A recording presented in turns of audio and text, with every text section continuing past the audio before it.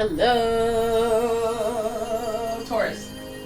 It's umomgtarot, and this is your someone's secretly attracted to you. We're gonna look into it. We're gonna figure out who's out here crushing, who's out here pondering, daydreaming, thinking about Taurus. All right, and perhaps we'll reveal what they're attracted to.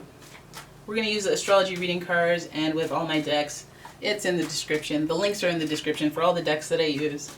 And today I'm using the astrology reading cards as well as the pre-Raphaelite tarot for your spread. So here we go, Taurus. This is your first card. Ooh, Leo. The energy is flamboyant, dramatic, proud, and passionate. It focuses on the importance of self-belief. Now, this could be their sun, moon, rising. It could be somebody just giving you that Leo vibe, or any of the next two cards. Now, with that Leo vibe, with this person that's attracted to you, what they like is that fire, right? They may come to you with that fire and like those mirroring qualities, but at the same time, Leo's very proud. You know, they like someone that other people are interested in. They like the trophy. They like to win the prize and whatnot. They want somebody who's the upper echelons of things, right? So, and also they're extravagant. You know, sometimes shy, but sometimes self-conscious. You know, because they're pride. But for the most part, they like grandiose. They like that stuff, right? So when they have a partner and when they have an attraction, they usually think this person's very high value. So high five. Yes, you're high value out here in the streets, right? Your next card is Scorpio. Ooh, this will be an intense one. This person will be very possessive and claim you before they even have any right. All right, so the energy is intense, masterful, thoughtful, and magnetically charming, but also secretive and possessive. You got two emotional signs right there, fire and water. And you know, with Scorpio, the planetary ruler is Mars and Pluto. And those are big, well, Pluto's a big theme. It's about transformation. You know, this person could think that you're significant, okay? They may think you're significant and you connect on a deep level. Maybe they haven't even revealed what kind of deep level because it's so deep that they don't want to ruin it. They don't want to scare you by telling you how deep they feel. And plus pride, right? Leo energy in there. But again, the planetary ruler being Mars as well, we're going to have a little intensity that's like, that's a little, you're coming in hot. You know, you're coming in hot. Your next card, Gemini. The energy is communicative, mischievous, lively, witty, and informative. Stimulating exchange is possible. Oh, no, you don't. So, Gemini energy, persuasive energy. This person might do the whole, let me seduce you with my charm. Because, you know, Geminis, yes, they are very charming. They appreciate somebody who's very intellectual, very smart, and you guys have the playful banter. They like that. Okay, so already we have somebody who sees you in a high value type way. They think that you're something special, which sign me up. Okay, sign me up.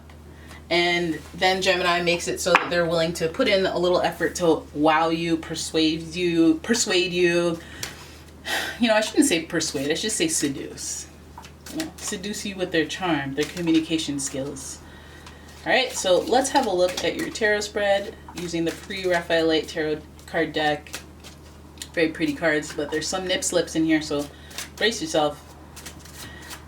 And let's do this. Knight of Pentacles in reverse. Knight of Pentacles in reverse. Okay, no, let's pull out all the cards first. The Ace of Wands. Look at that pondering there. Followed by Six of Wands in reverse. We're coming with the wands today, eh? Three of Wands in reverse. And finally, the Nine of Swords. This attraction seems stressful. This attraction seems stressful. You know when you have a crush but it just gives you anxiety and you're like, it's not supposed to be like this. Now, this person sees you as, again, a great opportunity. We have the Knight of Pentacles, and it's like an opportunity that they want to go after.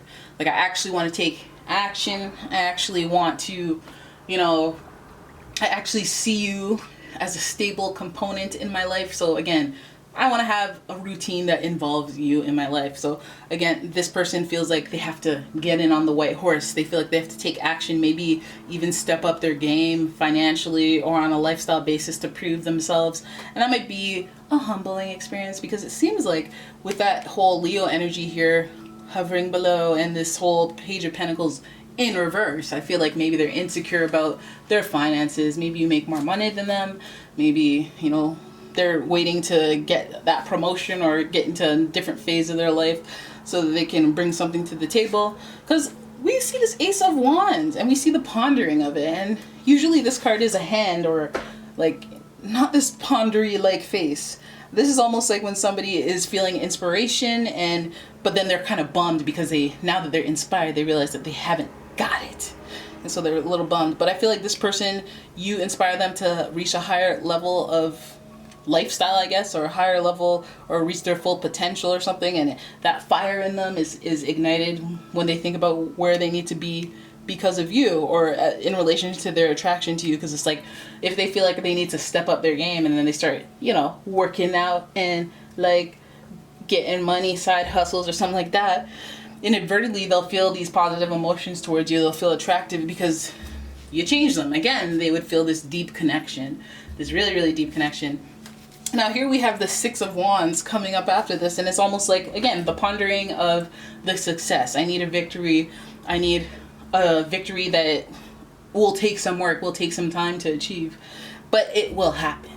The Six of Wands is about a celebration, a short-lived celebration, but just almost reaching an accolade in order to get to the next chapter or the next cycle, or an elevated cycle that you can't really get to and you kind of have to wait for. So this person's like, you know, what if they, excuse me, what if they're months in the making and they're like taking that real estate course and they're all like, okay, well, I just need to graduate from this course and then reach this next accolade, you know, celebrate and reach this next accolade. But I feel like I can't celebrate just yet because, you know, it's on the way, but it's not here, but it's on the way, but it's not here. It's not, you know what I mean? Like after this course, I need to do the next course, and then I need to graduate from that, and then I need to establish myself in this region. And like, you know, I feel like they see the plan ahead and they're inspired to take the action to make those dreams and you know, accolades or achievements happen. But at the same time, a little bummed that the journey isn't happening sooner, because they feel this deep connection with you. And I feel like this attraction is being unrealized because they want to get to that step. But at the same time, it's just taking so long and I'm impatient. Fire energy is that aggression, and it's almost like you got to throw in some fire, maybe a little water, you know, to keep it contained, keep it in control. Because you should be happy about a celebration, but this person's like, okay, hurry up, celebration, or like, you know, okay, hurry up, celebration, so we can move on to the next thing. Then we have the Three of Wands. Three of Wands represents emerging as a leader, taking the step. What are they leading? They're leading this situation of attraction. They're trying to be a leader, trying to get to a place where this makes sense. So if they see that you're on the tail end of a relationship or whatever your status is right now, they're trying to assess that and be like, okay, well, you know, I'm gonna ask you to coffee, or I'm gonna take the lead and be like, okay, well, you know, let's get to know each other, let's talk, let's do the dang thing. And I feel like that'll start verbally, because again, we're hovering over Gemini energy. I feel like, you know, there's some hesitance, there's like a lack of stepping it up in the past, because this is like, okay, you need to take the lead, but you know, it took you long enough to get to that point where you want to take the lead. And again, I feel like that plays into them wanting to reach some sort of level before they do something or take action. But lots of fire here. We could be dealing with the Aries, Leo, Sagittarius, which means there's impatience to them. So, but they're also inspired and enthused and willing to take risk.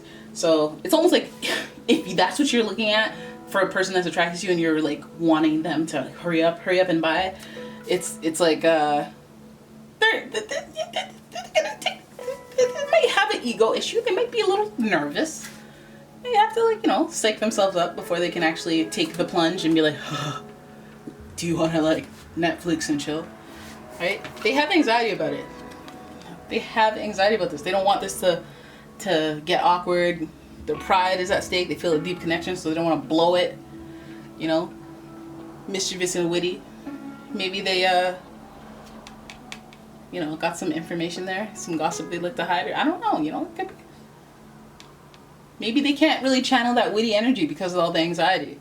But they're thinking about you. Though they're thinking about you a lot. It's kind of a thing. You know, the 9 of Swords speaks to anxiety, even laying awake in bed thinking about stuff. So again, you're in their energy. You're in their fire. And hey, they got that attraction that makes them feel anxious. But it does inspire them to reach higher levels that will work out for them in the long run anyway. So it's a positive thing. And I feel like you're getting credit for that positivity or that, you know, inspiration that you give them. Again, it reminds me of Catfish, when people get credit for stuff they don't even really deserve. It's just they were at the right place, right time. Like, I was in a desperate and lonely place in my life. I just lost all my family, and then this person was there. And then you see the cutaway to how the person was there, and they were just like, hey, how are you? You're beautiful. You know, like, they didn't do anything. They were just there at a difficult time, you know?